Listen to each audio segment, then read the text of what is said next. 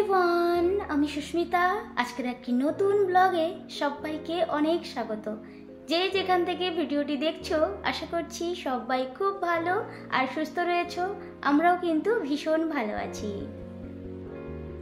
আর এই তো আজকে সকালে উঠতে অনেকটাই লেট হয়ে গেছে। ওই যে গতকালকে আমরা প্যাকিং করছিলাম আর তার সঙ্গে একটু গল্প করতে করতে ওই 12:30 মতো বেজে গেছিলো আর কি।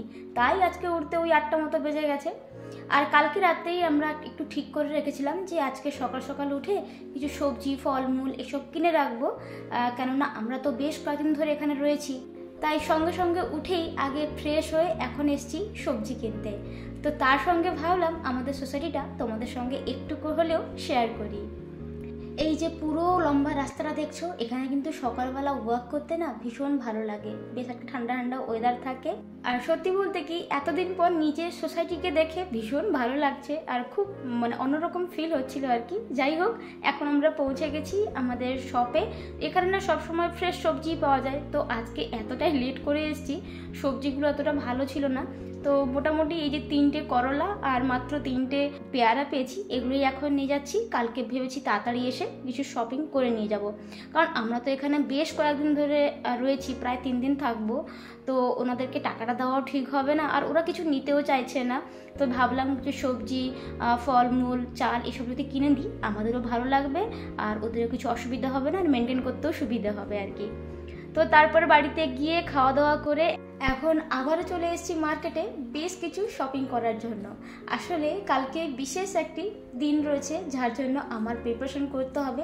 এখনও আমার কোনো কিছুই করা হয়ে ওঠেনি। আসলে বাড়িতে ছিলাম, এত ব্যস্ততা আর সবার সঙ্গে হইহুল্লোড় করতে করতে এসব করতে হবে একদমই ভুলে গেছি। যাই হোক, কালকে হচ্ছে করবা চৌথ। এখানে বিয়ের পর যবে থেকে আমি এসেছি, আমার হাজব্যান্ডের খুব ইচ্ছে ছিল যেন আমি করবা চৌথ করি। তো প্রথম বছর থেকে আমি কিন্তু করবা চৌথ করা শুরু করেছি, আর এটা হলো আমার 4th টাইম। আর এই করবা চৌথে কিন্তু প্রত্যেককে বেশ সুন্দর করে একদম নতুন বউয়ের মতো সেজে গুজে থাকে। আর এখানে মেহেন্দিটা কিন্তু একদমই মাস্ট, আর যেটা প্রায় 2 দিন ধরে কিন্তু এখানে বিভিন্ন জায়গায় গ্রুপ করে এরকম হাতে মেহেন্দি পরানো হচ্ছে। আজকে এখন আমি যখন করবা চৌথের সমস্ত জিনিসপত্র কিনতে আসি, এখানে দেখছি অনেকে এরকম মেহেন্দি পরাচ্ছে। তো আমার হাজব্যান্ডের খুব ইচ্ছে হলো যে তুমি এবছর হাতে কিন্তু বেশ সুন্দর করে মেহেন্দি পরে নাও। প্রতি বছর একটা হাতে পরি, আর আরেকটা হাতে আমি নিজের মতো করে একটু ডিজাইন করে নিই। তবে হাজব্যান্ড বলল হয়তো তোমার কাছে এর পরে বা যদি সময় না থাকে, সুযোগ না থাকে, এবারে যখন সুযোগ এসছে তুমি 2 হাতেই সুন্দর করে মেহেন্দি পরে নাও। তো প্রায় আমি এখানে 1-1.5 ঘন্টা বসেছিলাম যে হাতে মেহেন্দি করানোর জন্য। তো এটা আমার হাজব্যান্ড এই ডিজাইনটা চুজ করেছে ফোন থেকে, তারপরে আমার হাতে মেহেন্দি পরে দিয়েছিল। আর সত্যি বলতে আজকে কস্ট কিন্তু ভীষণ ছিল। আর আমারও ইচ্ছে ছিল যে 2টো হাতে একদম ভরা ডিজাইন থাকবে, যেখানে একটুও গ্যাপ থাকবে না। আর এইরকম দেখতে আমার খুবই ভালো লাগে। আর আমার হাজব্যান্ডেরও খুব ইচ্ছে ছিল। তো সেই জন্য দামটা একটু বেশি ছিল, প্রায় 750 টাকা বলেছিল, তবে কম করে ওই 550 টাকাতেই হয়ে গেছে। আর আমিও একটা কথা ভাবলাম যে এবারে সুযোগ হয়েছে যখন, বেশ ভালো করে সুন্দর করে পরে নিই। পরের বার সুযোগ পাবো কি পাবো না জানি না, তো যখন যেটা পাবো সেটা কিন্তু করে নেওয়া উচিত।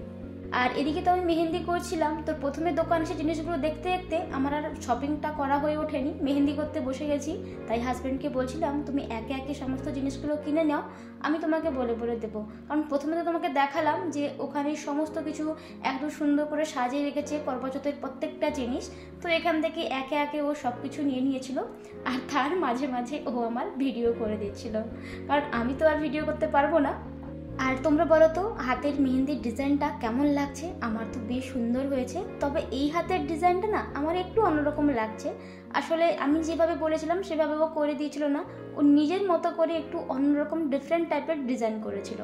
তবে যাই হোক, অল ওভার কিন্তু আমার তো ভীষণ ভালো লেগেছে। তোমরা জানিও তো তোমাদের কেমন লেগেছে।